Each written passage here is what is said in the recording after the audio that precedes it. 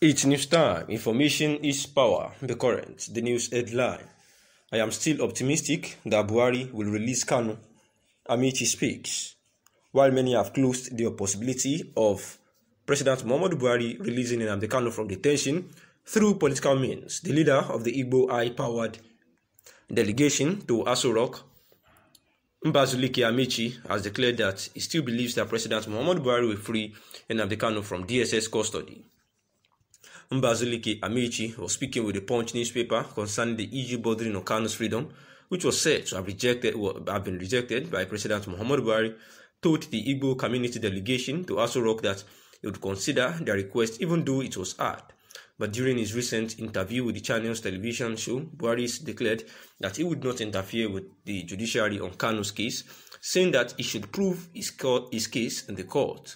Amaechi said that he will not consider Buhari's statement a final decision since there are many ways Kanu's freedom can be achieved.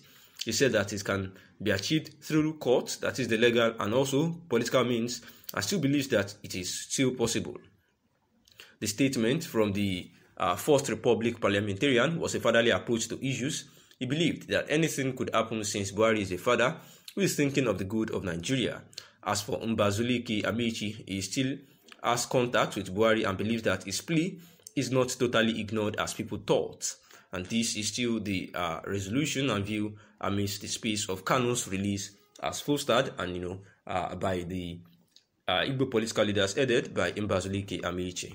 Been augmenting the allocations to its 25 council areas. He said that local governments in the state are only autonomous but are fully in control of their finances. He said that the local government chairman in the state can attest to it. He also said that in Delta, we don't shortchange local government.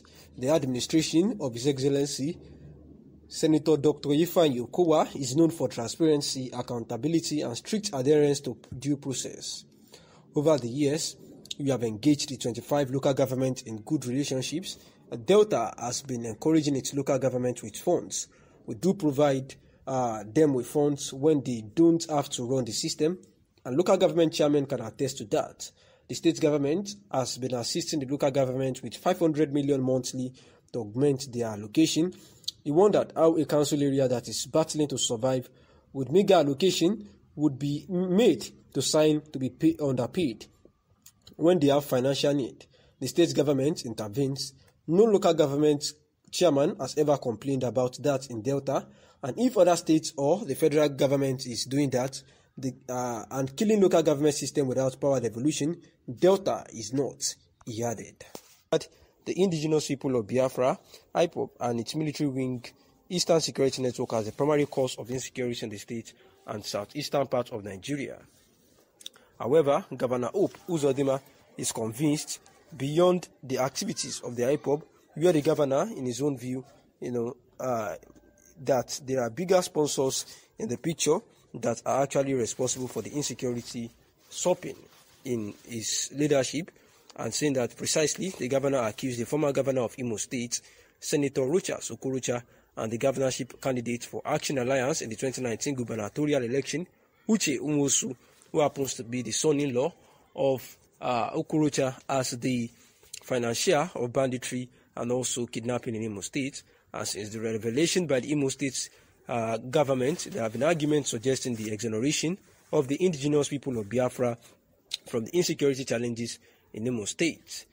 A lot of analysts are arguing that IPOB had been vindicated by the recent revelation of the state government, but a closer look at the past activities of the indigenous people of Biafra will maintain the involvement of proscribed group in the cases of acute insecurity in Imo State, and it is safe to say that the revelation of the state government is not enough to exonerate the IPOB of insecurity in Imo State.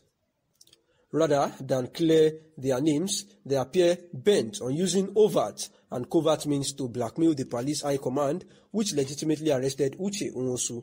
They are also seeking to dent the image of the fine security officers attached to the governor of Imo State.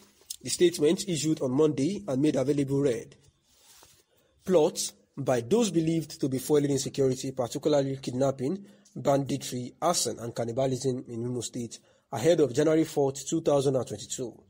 Imo stakeholders meeting got ahead on Monday with false news of the alleged arrest of the security officers attached to Governor Hope Uzodinma. Governor Uzodinma, it is believed that they will use the stakeholders meeting to expose the identities of those behind insecurity and other forms of criminality in Imo State.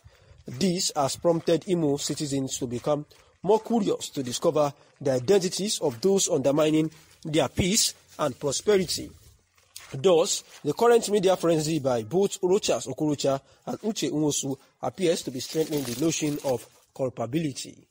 To discredit the government and undermine the peace which the government has achieved so far, as was evident in the large number of Imo people who came back home from around the world for Christmas and New Year festivities, the duo have resorted to publishing falsehood yet again about security officers in the state's government house. Their claim of the current arrest and detention of the certain Shaba, whom they alleged to be the CSO of the Imo State governor, is strange to the governor. CSO is not known by the name of Shaba, both officially and otherwise. In addition, no security officer in the governor's security team was either arrested or is currently unaccounted for.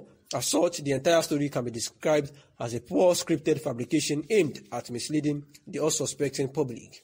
For the avoidance of doubt, Okorocha and Nwosu have been specifically mentioned by suspects who are in the custody of security agents as being sponsors of kidnapping and banditry in Imo State, using their relationship with former ex-militants to perpetrate the crimes. Rather than clear their names, they appear bent on being overt and covert means to blackmail the police high command, and the public must be informed that the entire report is false and a failed attempt to frustrate the Imo stakeholders meeting taking place on Tuesday. And this is why the mass of Imo people who are undoubtedly peaceful and fun-loving are enjoined to discountenance the serial falsehood that continues to churn out the embattled duo. The focus and direction of the Governor Uzodinma-led government, it must be emphasized, will continue to be about the well-being of people of the state, no matter what is stake. And these were the comments. Are not released. The President General of the organization, Professor George Obiozo, told Tribune Online in Owerri on the telephone on Saturday that such statement did not come from him, and as such should be completely disregarded because it is coming from fake and dissident group that has no address. He said that Igbos have not decided on anything like that, and that Ohanaeze Ndigbo will only speak when they hear my voice or Alex Ogbonaya. Izuguzoro group is a fake group who are claiming to be Ohanaeze Ndigbo. Obiozo maintained that the said group had no local standing to talk about such issues concerning Igbo and was looking for cheap attention.